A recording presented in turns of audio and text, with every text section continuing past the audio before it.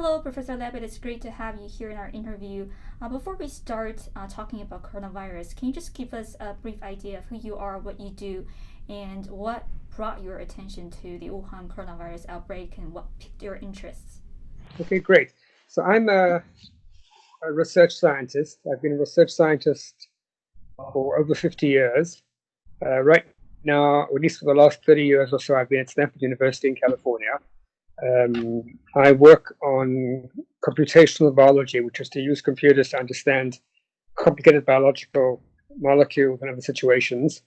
I think my real expertise is computer programming and data analysis. And I also have a Nobel Prize, which I got, 2013, but everything's online. Essentially, what interested me about the coronavirus, well, I obviously am very concerned. I visit China fairly often, and beyond that, there were such alarmist reports in the papers that I felt that I should look at the data. Generally, scientists try not to have any opinion about anything. They let the data tell them what's going on. So this is what I wanted to do. Great. So I read the analysis you had on the coronavirus outbreak, but can you just walk us through sort of what you did with the data, how you collected the data, and what conclusion you came to? Okay. So firstly, I used data that was all publicly available in websites. The World Health Organization, there's a website at Johns Hopkins University, and also websites inside China. Basically, all the data agreed. Essentially, this data was to give you the total number of cases, the number of deaths in each of the last, I think I've been looking at it for maybe 2 weeks about now.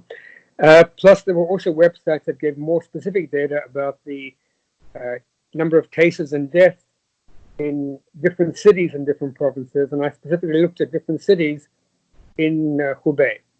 So this data is data which I've now seen in many, many places. I think the data is essentially all consistent, but I try to explain to people you can never tell whether the data is reliable. It's consistent. So, you do your best.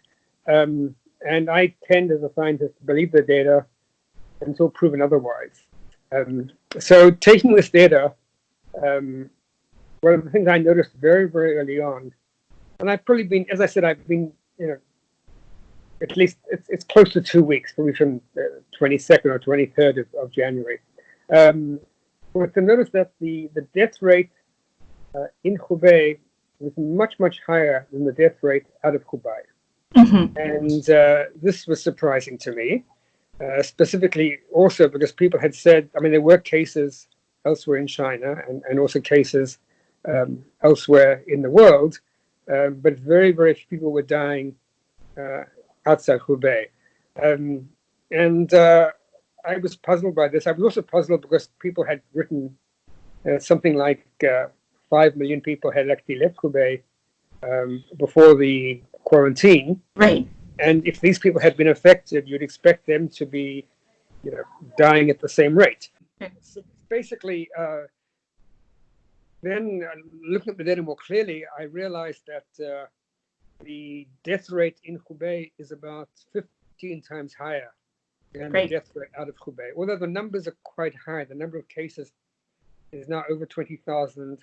About 2/3 of them, 14,000.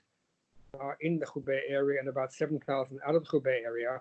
But the number of deaths in Hubei is, I think, 480, and the number of deaths outside Hubei is 13. So there's a very, very big disparity in death rate. I actually then looked more closely at the different cities in Hubei, and most of the deaths are coming from Wuhan, from Ezhou, from Jingmen and Tianmen. These are just 4 big cities very close together. Right. And that also was surprising to me because, there's not really a lockdown in Wuhan. And if the death was very contagious, you'd expect it to spread. There's different cities that are really close to each other, and some have a very high death rate, others don't. The cities in Hubei that are relatively have low death rates are basically just like provinces like Guangdong and places very far away. So this is surprising, and I don't really have the answer for this yet. It almost looks like people in Hubei have been poisoned rather than caught an infection. And one explanation, for example, might be that if you got the virus directly from the animal source, it was much more potent than if you didn't. It also could turn out that the conditions were very, very bad in Wuhan, and people were standing in lines. They were meeting other people. A lot of cross-infection, and also I imagine that the hospitals were completely swamped. So, but right now I don't. This is not that important. I accept this, but it does mean that for people outside Hubei, the death rate is around 1 in 500, which is actually quite low.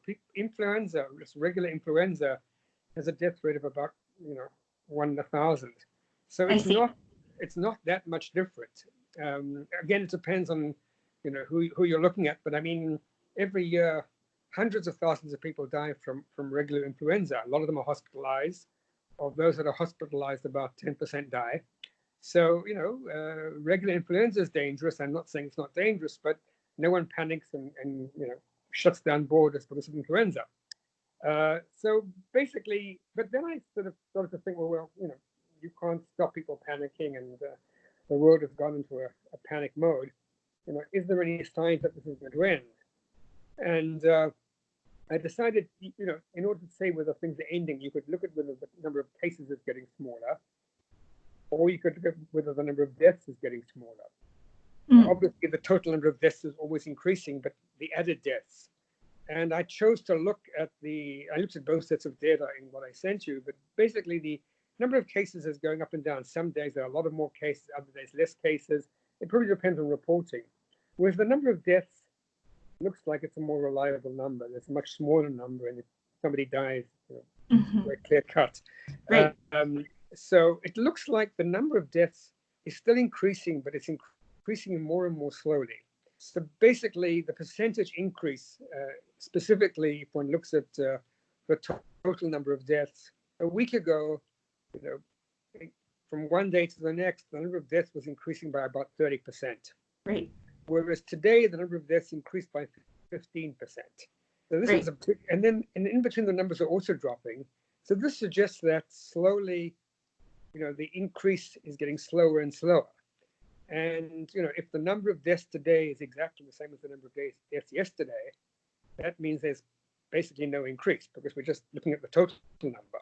So when I say that, if the total number increased by 15%, but if the total number increases by 0%, that means that there's no more deaths.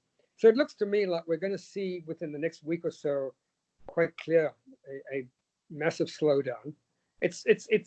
In my modeling, I assumed that if things were linear, which is not really a good assumption, is that things would stop in a week's time. But things are not going to stop, because there will always be some level of deaths. But I think it should be apparent to everyone in a week's time that this is slowing down, and that the panic is less called for.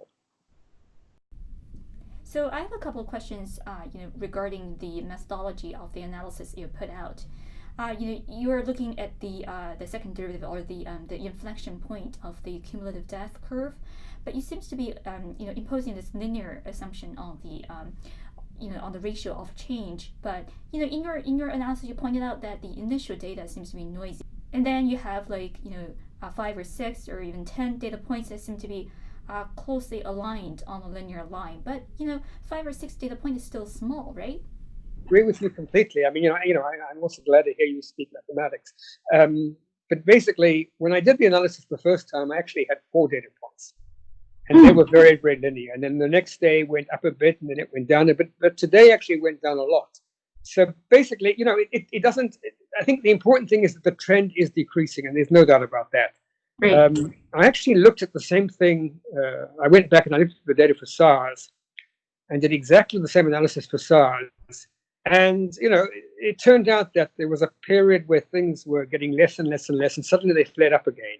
So if tomorrow the increase is 40% and then 50%, then all bets are off. You can't tell. Right. Once things settled down, there was a fairly short period before everything stopped. in other words, before the inflection occurred. Essentially, I think what we're seeing now is going from exponential growth to linear growth, in the sense that specifically, I think 4 deaths in Hubei, but it doesn't really matter or total deaths because they're essentially the same thing. It's almost all the deaths from Hubei. I think today there were 65 deaths, and yesterday was 64 deaths. So if you add the same number of deaths each day, that's linear growth. It seems that we've almost got to linear growth. But remember, you started out at exponential growth, so the linear growth, I think, is going to slow down, quite dramatically. I would not be surprised if tomorrow, again, I don't know. It could be 100 deaths tomorrow. We don't know this. But if things are behaving and they look like they're behaving, settling down, I think that I think help has been, again, the problem is essentially what's happening in Wuhan and Hubei, because elsewhere, for example, yesterday there wasn't a single death. We added something like 3,000 cases and not a single death. So that's pretty impressive. So I think that if we, so there really are 2 problems here. One is the whole problem of this whole thing spreading and everything like that, and I don't see any signs of that. It also doesn't seem to be very dangerous. It's a dangerous disease in Hubei, a much less dangerous disease out of Hubei. So, I don't know, but it seems to me that there's a fair chance we will see in the next week dramatic slowing down. Now, again, any attempt to predict the future when you don't actually have a solid physical basis, a mathematical equation for it, that's really true. It's not physics. It's uncertain. I see. So I'm not, but I was happy to see that there were 4 additional data points that happened after I did my initial analysis, which was 4 days ago. And essentially, they've sort of confirmed what I was saying. But I also agree that 8 points is a small number.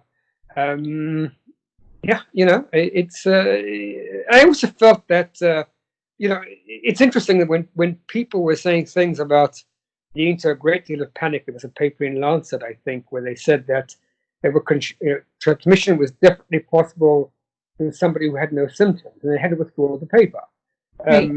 So it seems that people are putting out a lot of alerts, a lot of alarmist news.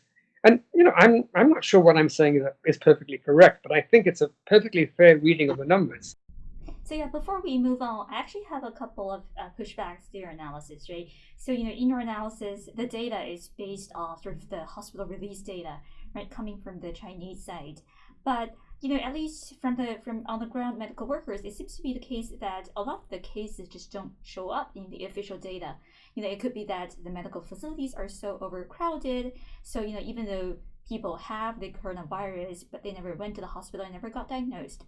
And, if you never got diagnosed, if you died, you were never died from the coronavirus, almost by definition, right? Because you were never in the data set. Well, in some sense, your data is sort of constrained by the hospital release data. So, the linear trend could be picking up the capacity of the hospital. I mean, outside of the hospital data, cases could be explosive. There could be more cases flaring up, but they never showed up in the hospital data precisely because the hospitals are so overcrowded and so constrained.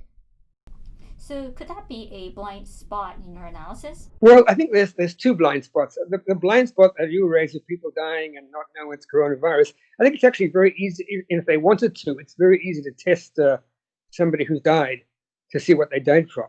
And, what's much more difficult, and I'm sure this actually happened in Wuhan and in Hubei, is, to test people who are not dying. And outside Hubei, we have, for example, I think in Guangdong, there are 600 cases who have been confirmed, but not a single one has died. And that testing is expensive and difficult.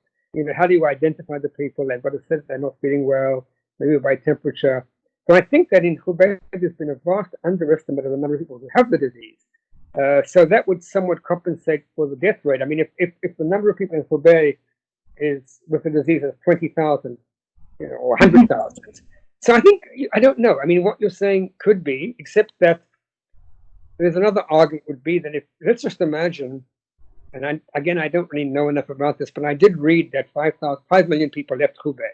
And let's imagine those 5 million people were actually just a random 5 million from the whatever the population of the province is. And so you would expect those people, when they leave, to get sick and be there's a super alertness to analyze them for corona. Yet they found many of them who have coronavirus, but very few have died. Right. So again, I think there's lots and lots of ways to see this. I think that, the point you raise is interesting, and you could also argue that there's an incentive not to report deaths as being coronavirus if you can help it, and so on. And it's certainly true that in a city of 11 million or a population of 50 million, there's an awful lot of death every day. People die. People die of all sorts of things. So I don't know. But I still think, if we want to, we can again also separate this into two problems in a very perhaps rather cruel way. We can simply say that there's the Hubei and there's the non-Hubei, and the non-Hubei, my guess would be probably very well recorded and very well reported. And there we see a very, very low death rate. By comparison, the death rate of SARS was almost 100 times higher. Right. Not 0.18%, but 18%. Right. So that's a lot higher. And again, there, the death rates were particularly high in Hong Kong and in Canada. The points you raise are fair. I think there's lots and lots of ways this could be wrong. And,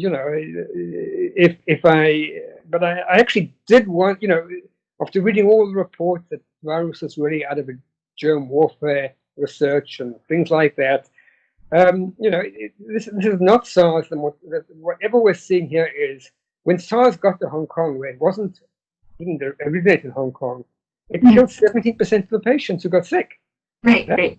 And that's definitely not happening now. I think you would agree with me that of the 7,000 people who have been diagnosed as having coronavirus and 13 of them have died, those numbers are probably accurate because they're coming from all sorts of different places, and they all look about the same. You could take those in China, those outside China, you wouldn't find much of a difference. I see. So another question I have about your analysis is that seems to be based on this static assumption, in the sense that there's no abrupt change in the environment. But you can imagine that. Now people are on their extended holiday break, but once they come back from their Chinese New Year holiday break, there could be more human-to-human transmission and potential opportunities for the disease to spread. Do you think that will potentially change the direction of your analysis? I don't know. I think this virus has been fairly infectious up till now. I think my guess is that one of the way to look at the data is to say that the one number that is really unreliable is the number of cases in Hubei. And let's say we believe the deaths, but the number of cases, because I think the people who are dying from corona have a certain kind of pneumonia. This was even identified early on, before they even knew that it was coronavirus, that there were people having a strange kind of pneumonia.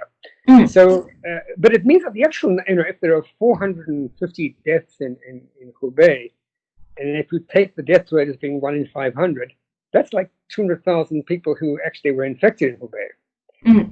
And so it looks to me like coronavirus is more like flu than SARS. The death rate is much, much closer to flu than SARS. And, flu is very infective.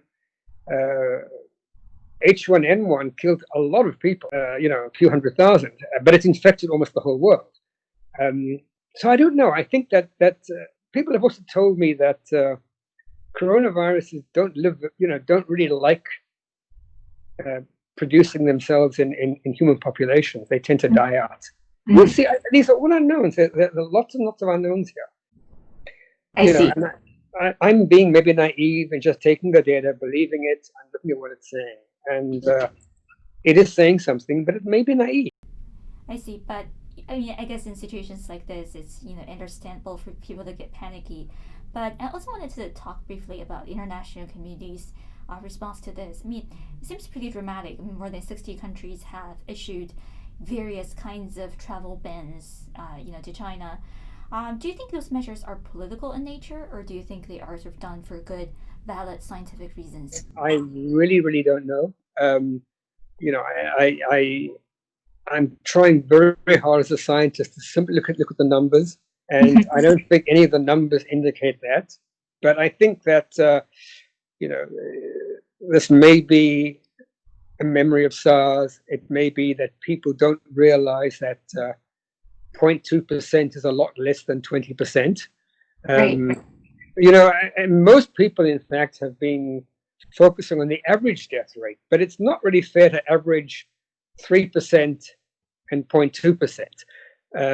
They're so different. They're different by a factor of 15 or 16. Right. You really have to segregate Hubei from non-Hubei.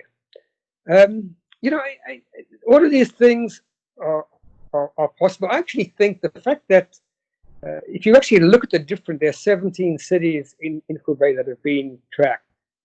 And, there's some cities that have just been consistently low. They haven't suddenly picked up a large infection. Some cities have had very high mortalities. I mean, I think in Tianmen, mortality was like 10%, but it was only a small number of cases. So, all of this information is available, and people should be looking at it. Looking at if all you're looking at is the average death rate, that is not a very meaningful number in this case. I see. Hopefully, you will continue this line of analysis as more data comes in, right? Is that the plan? I mean, at some point, I guess I like numbers, and I like, and I feel this is an obligation. But I think as soon as everyone else gets the idea, people can do this very easily themselves. It's all done with very trivial Excel and so on. I think I managed to draw attention to the numbers. I've also been sharing, a lot of the data with my scientific colleagues, and initially they were all very skeptical. But as the days have gone by, they've said, gee, maybe this is getting better. Particularly my colleagues in China who are very alertist. I mean, not in Wuhan, but in other cities. Right. They don't really want to believe it's getting better. But I don't know. I think there are I think there are political aspects here, both inside China, both outside China, between the West and China. I think that, but I also think that people, as a whole, don't often think very well scientifically, and in general, people as a whole are not good at assessing risk. And yes, it's something which I guess people don't have a good feeling for the size of numbers. As I said before, they don't realize that a thousandth is much less than a tenth. Right. But obviously your background is in some sort of science, or? Yeah, so I actually did my undergrad in mathematics and my graduate degree in economics. So I guess I know a little bit about statistics, and I can relate to, what you just said. Basically, people don't have a really good grasp on the numbers, especially sort of the relative magnitudes of the numbers. It's people, people are not very good at it, and I think that another thing that interests me here, which is kind of an aside, but one hears these days a huge amount about big data. Right. And it's interesting to me when a problem starts, in 3 months' time, we'll have a lot of big data about this outbreak, and maybe it will be useful. But initially, small data can be very helpful as well. And literally, we're talking here about, 40 data points, 50 data points. It's a terribly tiny number. Mm-hmm. And I'm interested in seeing what we can learn from it, but I also understand how unreliable it might be. I see. Speaking of big data, I think someone pointed this out to me. There seems to be this, exciting research project going on, basically by looking at people's smartphone data. So, if you are a suspected case or a confirmed case, they can pull your smartphone data and see, where you've been to, who you've interacted with, and using that data to track potential people, potential infected cases and people that should be, on high alert. So I thought that was really interesting. I think another area, just talking about smartphones, is everyone is very anxious about masks. Right. But everyone has said that masks are only important if you actually have the disease, but it's unimportant. So basically, we have millions of people wearing masks for the wrong reason. People have said that the really important thing is to wash your hands. And right. Okay, but what's interesting is if everyone is touching their phone. When you wash your hands, you don't wash your phone at the same time, as soon as you pick up the phone, you get reinfected. Yes. So the key thing, I think, is, how do you keep your phone clean? I mean, I don't know. I haven't actually tried. I know what would happen if I take my phone and when I wash my hands, I wash my phone. How long will it take till it stops working? I don't know. Maybe it's waterproof enough. Or else you could certainly wash it with alcohol. But I think this is important. This is pretty much more important than wearing a mask. That's a perfectly valid flag. I mean, I never thought about that. But like when I talk with public health professionals, they're always like, oh, remember to wash your hands, practice good hand hygiene and this and that. But smartphone was sort of left out of the picture. But I'm glad you pointed out. I have to give full credit to my wife. She was the person who told me about this. And she said, you can wash your hands, but if you then pick up your dirty phone, you haven't washed your hands. And she really deserves the credit for this. But the more I thought about it, I thought, I kept on thinking, no, she's not right. My phone is clean. My phone is wonderful. I can't live without it for more than 2 seconds. But, the only thing I would say maybe that mitigates that observation is in the world, we've had smartphones maybe now for 10 years, and there haven't been that much more infections. I mean, the rate of influenza, for example, hasn't increased dramatically in the last 10 years. So I'm not sure that it really matters very much. I don't know, I don't know how long bacteria or viruses live on phones, and but I do think that keeping your hands clean is a really good idea. I did read that one of the important things about wearing a mask is you don't touch your face. Yeah, I guess for me that's especially difficult since if the mask is not comfortable, you tend to touch my face even more. So that's just not helpful. Yeah, I mean, one thing is I was actually interviewed today in New York City by CGTN. Again, what surprises me is that everyone doesn't believe the numbers. Even in CGTN, they keep on saying, well, are you sure the numbers are okay? I said, I don't know. I mean, these are the numbers. But I see. No, I'm glad you pointed out, the one potentially contentious application of the result of your study is that it might be used for propaganda purpose by the state media, since the Chinese government they wanted to downplay the importance and the magnitude of all this. But then they were very clever because they were very skeptical. My wife actually said this is probably intentional. They wanted to make sure that it didn't look obvious that I was being used, and it really was being used. But come on, at some point, I actually like. I actually like the Chinese way of thinking a lot. It's complicated and very intriguing, and I sort of like that. But I also think that it's not as crazy as it. Well, we'll see. I mean, I think in the end with SARS, the numbers were more or less correct, and you could by that argument you would argue that at least everything I said was based on numbers that are there, and there aren't any other numbers there. It wasn't like I had 3 sets of numbers to choose from, and I choose the optimistic set.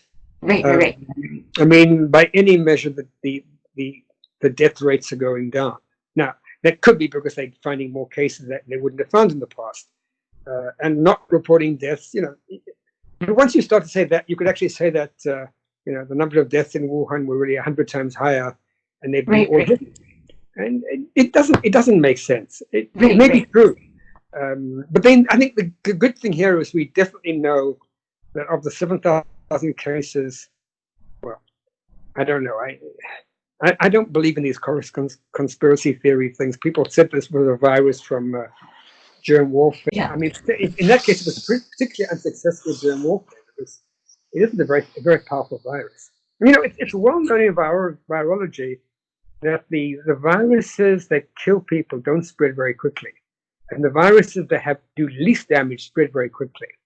And I think this virus is going to spread very quickly, but it's like Yes, so I guess we'll see. But thank you so much for this conversation. It's been super helpful. Thank you for sharing your perspectives and your data. Thank you.